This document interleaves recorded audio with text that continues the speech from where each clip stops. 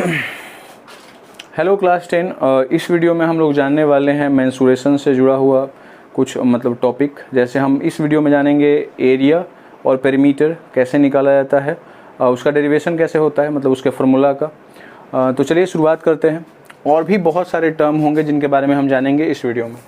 तो सबसे पहले जान लेते हैं कुछ बेसिक टर्म के बारे में जिसकी सहायता लेनी होगी। तो ये क्या है? एक सर्कल है, बीच में क्या है? सेंटर, ये तो मालूम होगा। और सेंटर से सर्कल के बाउंड्री तक मिलाने वाली जो रेखा होती है, जो लाइन होती है, उसको हम लोग क्या बोलते हैं? उसको हम लोग रेडियस बोलते हैं। क्या बोलते हैं? रेडियस। ठीक है, रेडियस यानी उसको हम लोग बोल देते हैं कि वो क्या है? त्रिज्या है। ठीक है, हिंदी में त्रिज्या कहा जाता है और इंग्लिश में क्या कहा जाता है? रेडियस। ठीक है, तो ये रेडियस हो गया ओ से लेकर ए तक। और वैसा लाइन जो बाउंड्री को भी टच करे और सेंटर से भी गुजरे, वैसा स्ट्रेट लाइन जो सेंटर से गुजरे और क्या करे? बाउंड्री को भी टच करे, उसे हम किस नाम से जानते हैं? उसे कहा जाता है व्यास, और उसे इंग्लिश में कहा जाता है डायामीटर। ठीक है, और इस डायामीटर का इस रेडियस के साथ एक रिलेशन होता है। वो रिलेशन आपको साफ साफ दिख रहा होगा। अगर मैं इसको m मान लूँ और अगर मैं इसको n मान लूँ, तो यहाँ पे मैं कह सकता हूँ कि mn जो होगा वो बराबर होगा किसके? mo और प्लस किसके? on के। mo में जब ऐड करेंगे on को तो आपको mn प्राप्त हो जाएगा। mn क्या है बताइए? mn आपका क्या है? त्रिज्या है। सॉरी, mn आपका क्या है? व्यास है। व्यास मतलब क्या? डायमीटर है। डायमीटर mn क्या है? आपका डायमीटर है।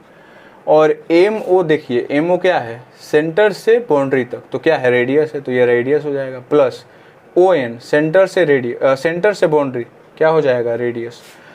तो इस पिक्चर में om भी रेडियस है, on भी रेडियस है, तो रेडियस प्लस रेडियस मैंने लिख दिया है। तो डायमीटर बराबर क्या हो जाएगा? रेडियस क्या हो जाएगा? 2r हो जाएगा। तो यही रिलेशन है आपका डायमीटर के साथ, किसका? रेडियस का। और अगर इसके थ्रू आप फिर रेडियस निकालना चाहते हैं तो रेडियस को वहीं पर रहने दें, 2 को यहाँ भेज दें, तो ये हो जाएगा रेडियस बराबर। तो अगर डायमीटर निकालना है तो 2 × r, अगर आपको रेडियस निकालना है तो क्या हो जाएगा? Diameter by 2। कैसे हुआ ये आपको यहाँ पे पता चल गया होगा पिक्चर के थ्रू। ठीक है, तो ये एक रिलेशन है किसका किसके बीच में? डायमीटर और रेडियस के बीच में। एक और टॉपिक जो जानना है इसमें वो ये है कि अगर मान लीजिए यहाँ पे कोई पॉइंट A है और मैंने इस पॉइंट से यात्रा शुरू करी, अगर चलना इधर से इधर, तो एक पूर्ण चक्कर लगाने के बाद अगर हम A के पास पहुँच जाते हैं तो इस पूर्ण चक्कर की जो लंबाई होती है, इस पूर्ण चक्कर की जो लंबाई होती है वह कहलाती है परिधि। क्या कहलाती है? परिधि। इस पूर्ण चक्कर की लंबाई जो है उसको परिधि कहा जाता है। A से स्टार्ट करना है और पुनः A के पास पहुंचना है, तो ये क्या कहलाएगा? परिधि। और इसको इंग्लिश में क्या कहा जाता है? सरकमफेरेंस। सरकमफेरेंस कहा जाता है। तो ये जब टोटल घूमेगा, एक बार पूर्ण चक्कर लगाएगा तो 1 सरकमफेरेंस, 2 बार चक्कर लगाएगा तो 2, 3 बार लगाएगा तो 3। इस पर प्रश्न भी आते हैं, आपने देखा होगा व्हील वाला, पहिया वाला, कि अगर एक पहिया 1 चक्कर लगा रहा है तो 1 सरकमफेरेंस के बराबर होगा कि नहीं होगा? अगर पहिया चक्कर लगा रहा है तो इस पॉइंट को मान लीजिए धरती को टच करेगा तो पूरा घूमेगा, तो एक बार ही पूरा जर्नी तय करेगा ना, एक पूर्ण चक्कर लगाएगा इसका, तो वही सरकमफेरेंस होता है। ठीक है, तो ये बेसिक टर्म जो थे इसको जानना जरूरी था, ये आपको पता चलेगा आगे। इतना तो क्लियर हो गया। अब देखिए आगे, मान लीजिए यहाँ पे आपको 3 सर्कल दिख रहे होंगे। ठीक है, यहाँ पे कितने सर्कल आपको दिख रहे हैं? 3 सर्कल दिख रहे होंगे आपको। ठीक है, इन तीनों सर्कल में कुछ अंतर है। क्या अंतर है? शेप में अंतर है।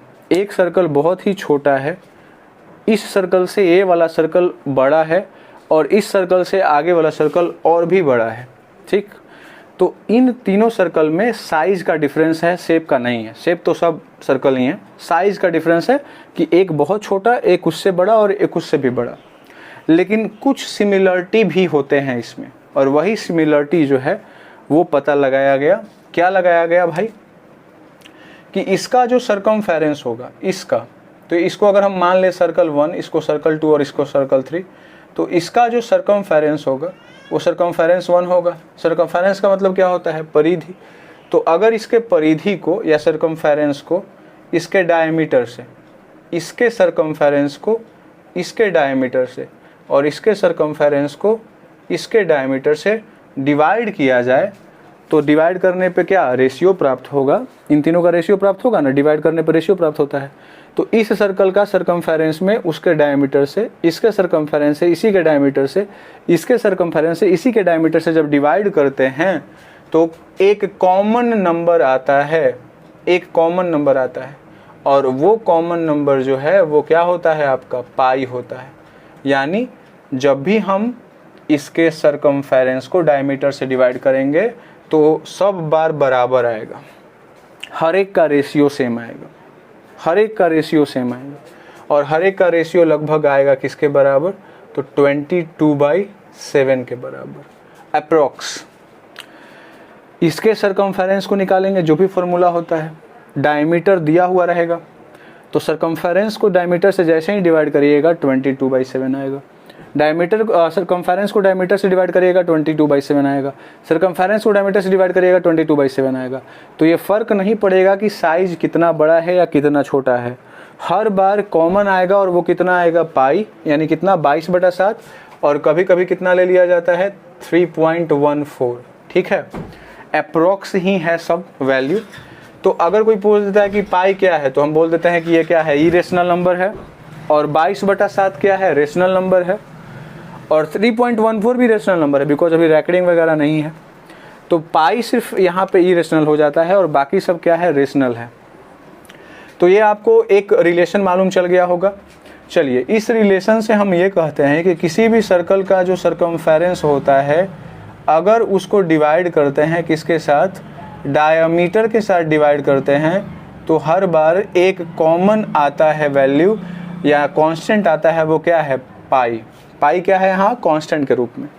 तो सरकमफेरेंस, दुनिया में कोई भी सर्कल हो उसके सरकमफेरेंस, सरकमफेरेंस बताया मैंने, एक पूरा चक्कर, उसके सरकमफेरेंस को उसके डायमीटर से डिवाइड करेंगे, हर बार कॉमन नंबर आएगा और वो किसके बराबर होगा? पाई के बराबर होगा।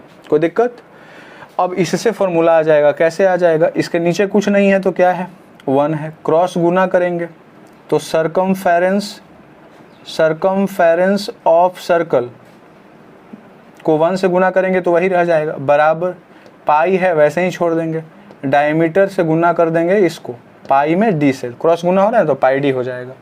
तो सरकमफेरेंस ऑफ सर्कल का फॉर्मूला निकल गया। क्या होता है? पाई डी, अगर डायमीटर दिया हुआ हो तो। और हम जानते हैं पाई इंटू डायमीटर बराबर क्या होता है? डायमीटर बराबर क्या होता है? 2 × r। तो यहाँ पे 2r लिखेंगे। जब इसको रीअरेंज करेंगे तो ये क्या हो जाएगा? आपका 2πr हो जाएगा। तो सरकमफेरेंस का फॉर्मूला आ गया क्या? 2πr। यानी किसी भी सर्कल के सरकमफेरेंस को फाइंड आउट करना है तो क्या करना होगा? कौन सा फॉर्मूला लगाना होगा? 2πr वाला फॉर्मूला लगाइए और आपका रिजल्ट आपके हाथों में आ जाएगा। कोई दिक्कत है इतना समझने में? चलिए बढ़ते हैं आगे।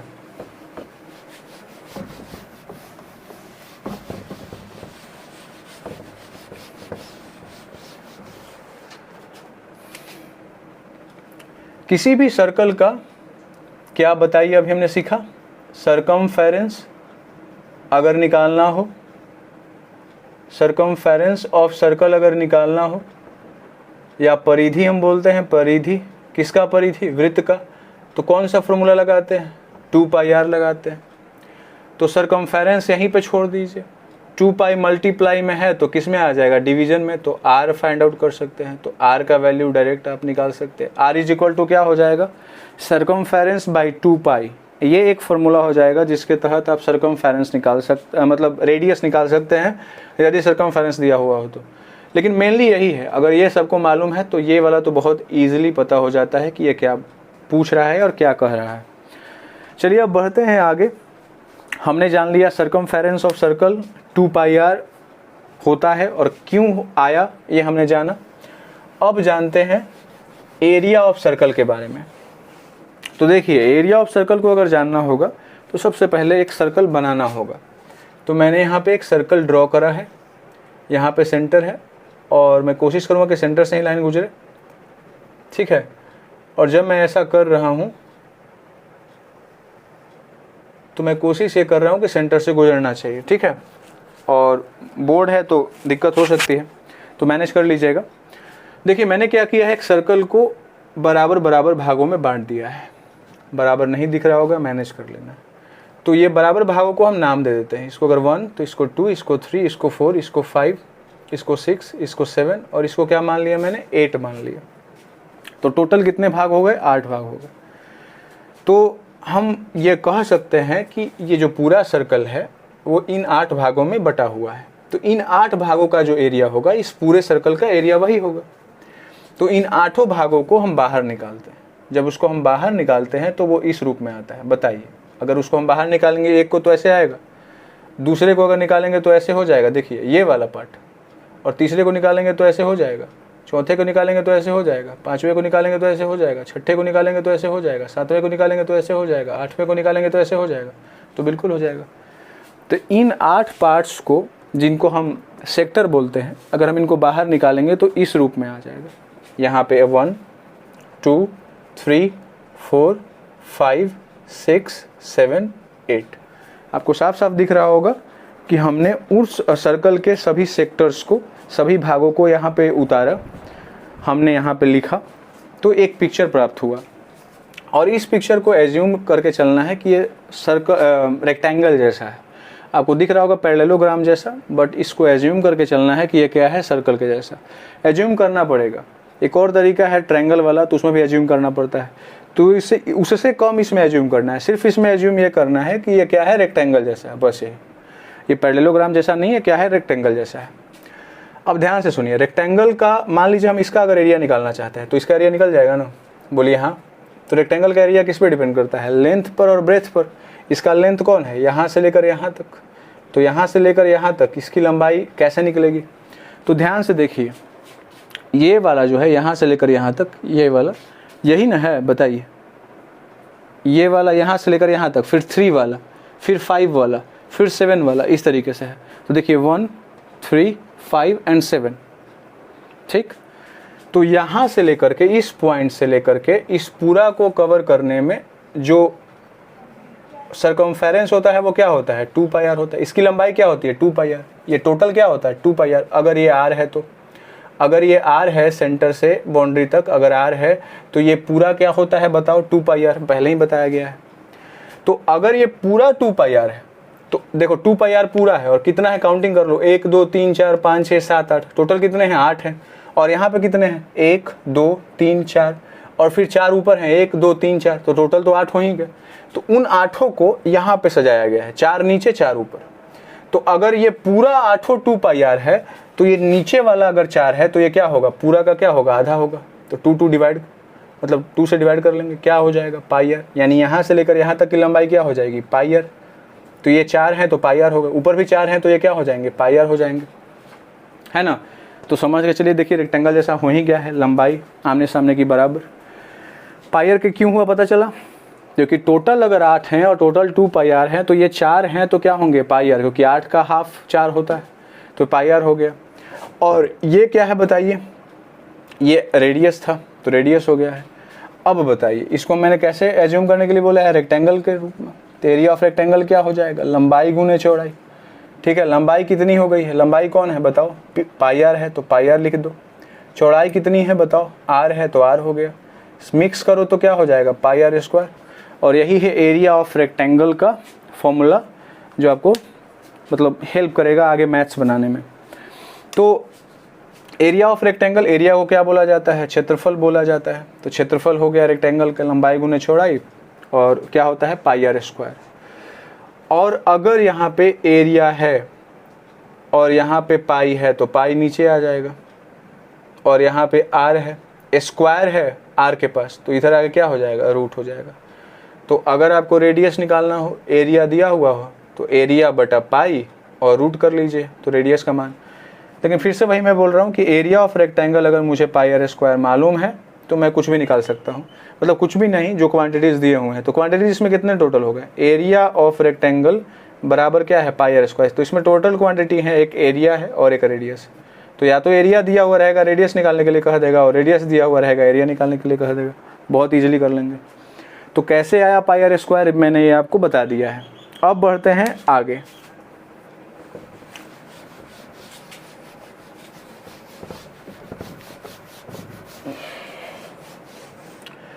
हमने जाना था वृत्त की परिधि या सर्कमफेरेंस ऑफ सर्कल। अब हम जानते हैं अर्धवृत्त,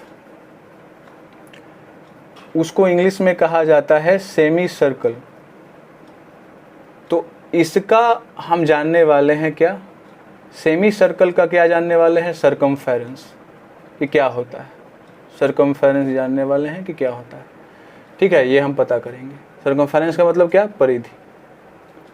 तो सेमी सर्कल का सर्कमफेरेंस क्या होता है ये हमें पता चलेगा, देखते हैं।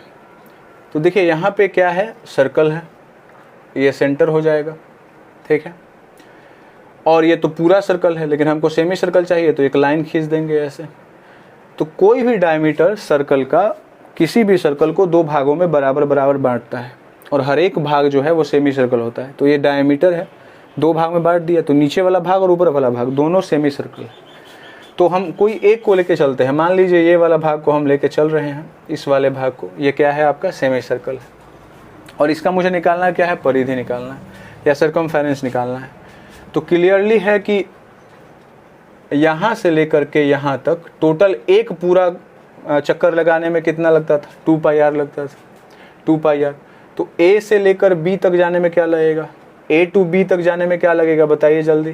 तो 2 पाई आर पूरा में लगता है, A to B क्या है, हाफ ऑफ द रिवोल्यूशन है, तो 2 कट जाएगा, रोटेशन है, तो 2 कट जाएगा तो क्या हो जाएगा, पाई आर। यानी A से लेकर के यहाँ तक की जो लंबाई है वो कितनी हो गई, पाई आर हो गई। क्लियर है। और ध्यान से देखिएगा, बहुत सारे लोग यहीं पे करके छोड़ देते हैं। तो अगर मैं इसको हटा दूं तो अब देखिए जो सर्कमफेरेंस होता है उसका मतलब होता है मेजरमेंट ऑफ द बाउंड्री। तो बाउंड्री सिर्फ ये थोड़ी है, इस सेमी सर्कल का बाउंड्री ये भी हो जाएगा। तो यहाँ से लेकर के यहाँ तक क्या, रेडियस, यहाँ से लेकर यहाँ तक क्या, रेडियस। तो क्या हो जाएगा, या तो डायमीटर लिख दो या तो क्या लिख दो, 2r लिख दो। तो पाई आर प्लस 2r ये क्या हो जाएगा आपका, सर्कमफेरेंस ऑफ क्या, सेमी सर्कल। सेमी सर्कल का सर्कमफेरेंस पाई आर और साथ में 2r भी लिखना है, या पाई आर प्लस क्या, डायमीटर।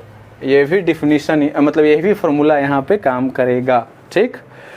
तो ये था आपका क्या, सर्कमफेरेंस ऑफ सेमी सर्कल। और बहुत ही ईजी यहीं पे बता देता हूँ, area of semi circle. Area of semi circle, अगर एरिया ऑफ सेमी सर्कल चाहिए तो क्या होगा भाई, तो टोटल का क्या होता है, पाई आर स्क्वायर, है ना। टोटल का क्या होता है, पाई आर स्क्वायर, और सेमी सर्कल मतलब क्या, आधा, तो 2 से डिवाइड कर लो, यही फॉर्मूला है बस। तो जो एरिया ऑफ सेमी सर्कल बहुत ही आसान होता है। डायमीटर में लोग छोड़ देता है, 2 पाई आर सोचता है पूरा, और 2 से डिवाइड करके पाई आर कर देता है, फिर उसके बाद वो 2r ऐड नहीं करता है ये वाला, तो बस ऐड कर लेना है। तो क्लियर हो गया इतना। चलिए बढ़ते हैं आगे।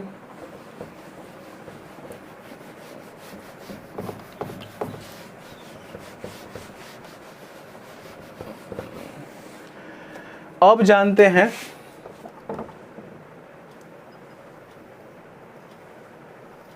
रिंग के बारे में। यहां पर जो मैंने थोड़ा सा पेंट कर दिया है, इसी को कहा जाता है रिंग। क्या कहा जाता है इसको, रिंग। हिंदी में कहा जाता है इसको वलय, ठीक।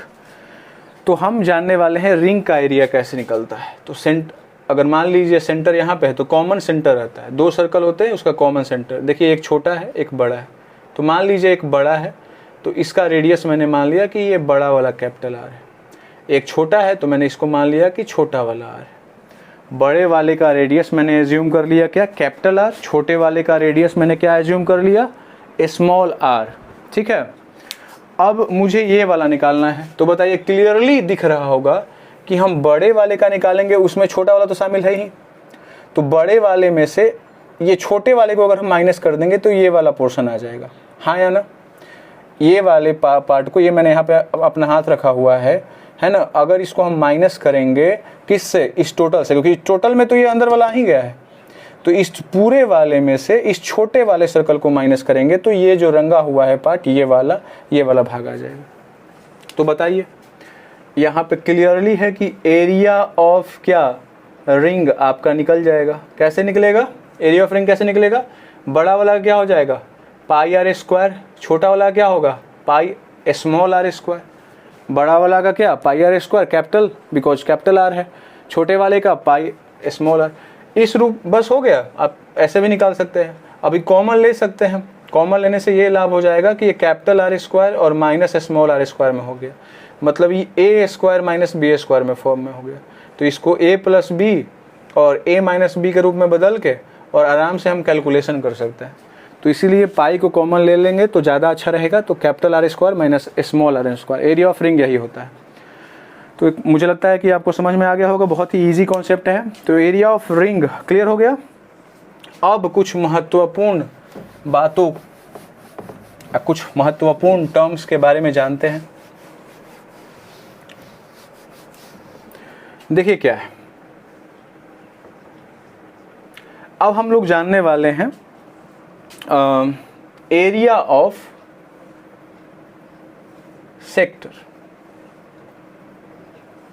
सेक्टर को बोला जाता है त्रिज्यखंड। तो हम लोग त्रिज्यखंड का एरिया निकालेंगे कि कैसे त्रिज्यखंड का एरिया निकलता है, उसका फॉर्मूला क्या होता है। तो देखिए ये एक सर्कल है, यहाँ पे सेंटर है, इसको ओ मान लीजिए, जहाँ मैच किया उसको ए बोल दीजिए, इसको बी बोल दीजिए।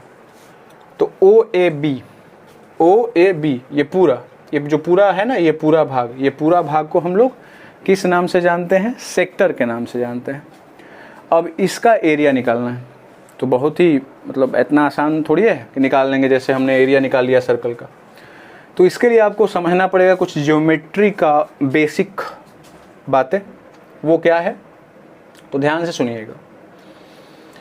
यदि मैं इस वाले सेक्टर की बात करूं, मान लीजिए इसका हम एरिया निकालना चाहते हैं, तो हम लिखेंगे यहाँ पर एरिया ऑफ सेक्टर AOB, ठीक, यानी त्रिज्यखंड AOB का क्षेत्रफल।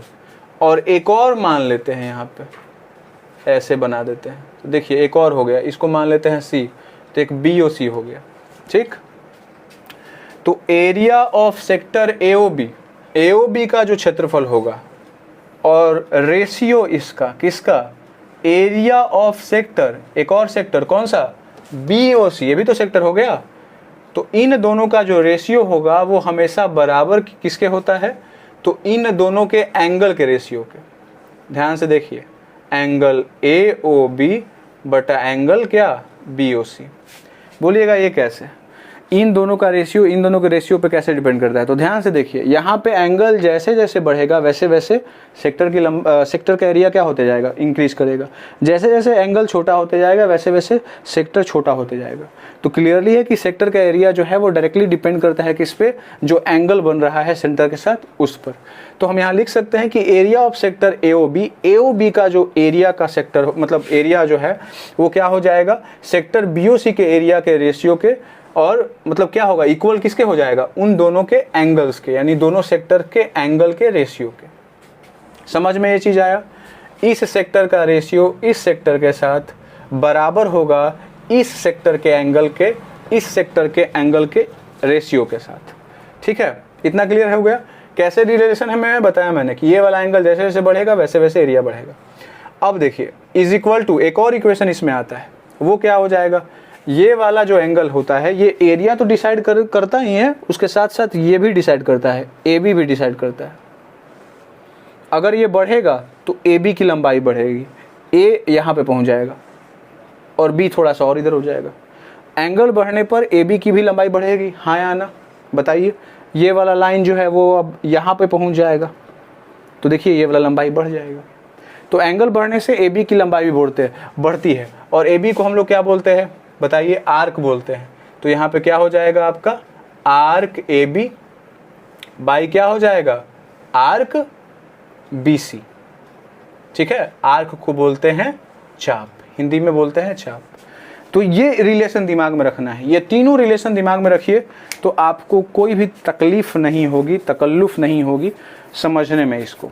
Area of sector AOB, AOB का जो सेक्टर है उसका रेशियो बीओसी के साथ बराबर होगा एंगल एओबी और किसके, बीओसी के मतलब एंगल के रेशियो के साथ, और उसके साथ साथ किसके रेशियो, आर्क एबी का रेशियो किसके साथ, बीसी के साथ। ये बेसिक ज्योमेट्रिकल फंक्शन है जिसके तहत इसको लिखा गया है, और ये मालूम चल गया तो बहुत इजी हो जाएगा।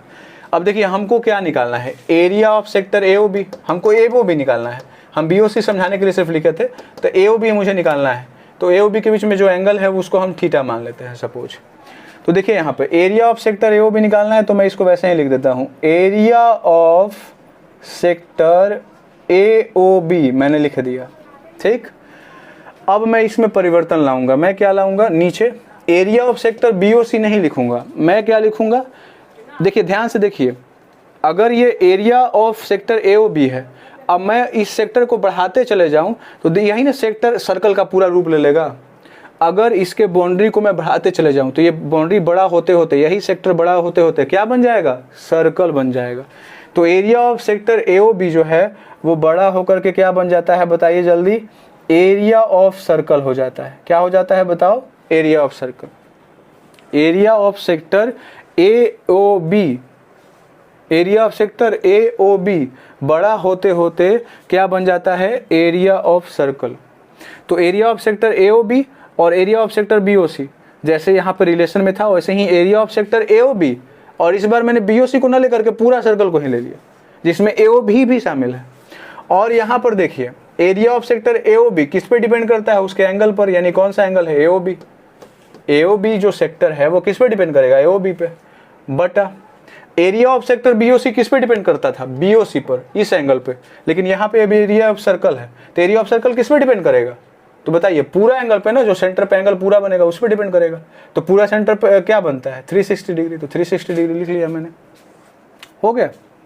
अब हमको एरिया ऑफ सेक्टर निकालना है, तो एरिया ऑफ सेक्टर एओबी, नीचे क्या हो जाएगा, एरिया ऑफ सर्कल क्या होता है बताइए, pi r square is equal to AOB, angle AOB क्या हमने माना हुआ है, थीटा, तो थीटा और बाई क्या हो जाएगा 360। अब क्रॉस गुना कर लीजिए, आंसर आ जाएगा। तो एरिया ऑफ सेक्टर आपका क्या, एओबी बराबर क्या हो जाएगा, थीटा में किससे गुना होगा, पाई आर स्क्वायर में, तो थीटा इंटू क्या होगा, पाई आर स्क्वायर, और यहाँ पे एरिया ऑफ सेक्टर का एओबी का गुना 360 से हुआ था, तो गुना में है तो इधर जाएगा क्या में हो जाएगा, भागा में, तो ये 360 हो गया।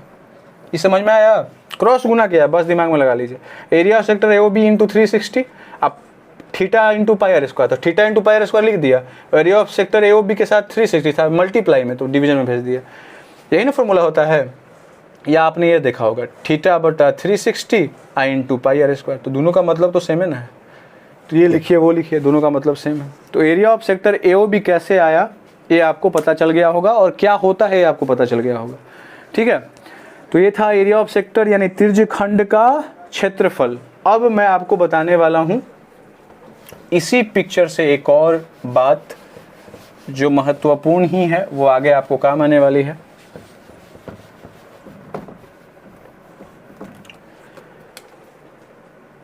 ध्यान से देखिए, यहां पे एबी है, एबी और एबी को हम क्या बोलते हैं, आर्क बोलते हैं। तो आर्क एबी जो होगा, आर्क एबी की जो लंबाई होगी वो मुझे क्या करनी है, निकालनी है ना। तब कैसे निकालेंगे, ये आ जाता है डायरेक्ट क्वेश्चन। लेंथ आपको निकालना है एक आर्क का, एबी यहाँ पे आर्क है, इसका लेंथ निकालने वाले हैं। तो इसका अभी रिलेशन एक बताया गया था, क्या बताया गया था, इन दोनों ट्रायंगल से इन दोनों सेक्टर से देखिए करके क्या बताया गया था कि एंगल AOB यानी ये वाला एंगल है ना, अब बटा एंगल BOC ये वाला एंगल वो बराबर था किसके, आर्क, किसके आर्क, AOB किसके बराबर होगा, सिंपल सी बात है कि उसके कॉरेस्पॉन्डिंग आर्क। AOB यहाँ पे है, ये वाला है, तो इसके सामने कौन है, आर्क AB है। तो क्या हो जाएगा, आर्क AB और नीचे क्या हो जाएगा बताओ जल्दी, आर्क क्या, BC। तो AOB बटा AOB एंगल बटा एंगल BOC बराबर क्या हो जाएगा, आर्क AB हो जाएगा और आर्क BC हो जाएगा। यही कहानी, आर्क ए बी बटा आर्क बी सी। अब बढ़ते हैं आगे, इतना तो क्लियर हो गया होगा। अब ध्यान से देखिए, मैं क्या बताने वाला था, आर्क ए बी की लंबाई निकालने के लिए पूछ देगा, तो आर्क ए बी की लंबाई कैसे निकालेंगे, तो फिर से वही फॉर्मूला लगाएंगे जैसा हमने अभी लगाया था सेक्टर का फॉर्मूला निकालने के लिए। अब देखिए, अगर इसको हम सीधा कर ले, हमको आर्क ए बी की लंबाई निकालना है, तो आर्क ए बी हम आगे लिख देते हैं, तो आर्क ए बी और नीचे क्या हो जाएगा आर्क बी सी, अब बराबर क्या एंगल ए ओ बी, अब बटा एंगल क्या बी ओ सी। मैंने सिर्फ क्या कर दिया है, उसको रीअरेंज कर दिया है, मतलब उल्टा कर दिया है। अब आर्क ए बी चाहिए, अब साफ साफ दिख रहा है ना, तो आर्क ए बी और नीचे arc B C. Arc A B का रिलेशन हम बी सी से निकाल रहे थे, उसमें हम क्या कर रहे थे, ध्यान से देखिएगा। उसमें मैंने क्या किया था, पहले एरिया किसका, एक सेगमेंट का इसके साथ, और फिर इसी का रिलेशन मैंने पूरे सर्कल के साथ बनाया था। तो इस बार ए बी आर्क का रिलेशन पहले मैंने बी सी के साथ बैठाया, और अब मैं ए बी का बैठाऊंगा किसके साथ, पूरे सर्कल के आर्क के साथ। तो पूरे सर्कल का आर्क कितना हो जाएगा, ये ए बी जो है बाद में मिलकर के क्या बन जाएगा, पूरा सर्कल बन जाएगा, सर्कमफेरेंस हो जाएगा। तो ये जो आर्क बी सी है उसके जगह पे हम क्या लिखेंगे, सर्कमफेरेंस क्या ऑफ सर्कल। नहीं समझ में आया, ए बी का रिलेशन किसके साथ, बी सी के साथ। तो मैंने क्या कर दिया, ए बी का रिलेशन अब इस बार किसके साथ कर दिया, पूरा सर्कल के आर्क के साथ, पूरा सर्कल का। तो पूरा सर्कल का आर्क क्या हो जाएगा, सर्कमफेरेंस ऑफ सर्कल। अब बराबर फिर से वही एंगल ए बी आर्क का करस्पॉन्डिंग एंगल क्या होगा, A O B. Arc A B का करस्पॉन्डिंग एंगल क्या होगा, A O B. Circumference of circle है यानी पूरा है, तो इसका कॉरेस्पॉन्डिंग जो एंगल होगा वो कितना हो जाएगा, फिर से 360 होगा, जैसे उसमें हो रहा था। तो यहाँ पे 360 हो जाएगा। अब हमको आर्क ए बी चाहिए, डायरेक्टली निकल जाएगा। Arc A B circumference of circle क्या होता है बताइए, 2 pi r is equal to A O B कितना होता है थीटा, और नीचे क्या हो जाएगा 360। अब देखिए क्रॉस गुना करिए, आ गया आर्क ए बी बराबर हो गया क्या, थीटा में किससे गुना करिएगा, 2 पाई आर में, तो 2 पाई आर थीटा हो जाएगा और 360 नीचे चल जाएगा, क्योंकि ए आर्क ए बी में 360 से गुना हुआ था, तो गुना में तो फिर भागा में जाएगा, यहाँ से यहाँ कट जाएगा तो 180 आ जाएगा, तो हो जाएगा पाई आर थीटा और नीचे हो जाएगा 180 डिग्री। तो ये हो गया फॉर्मूला।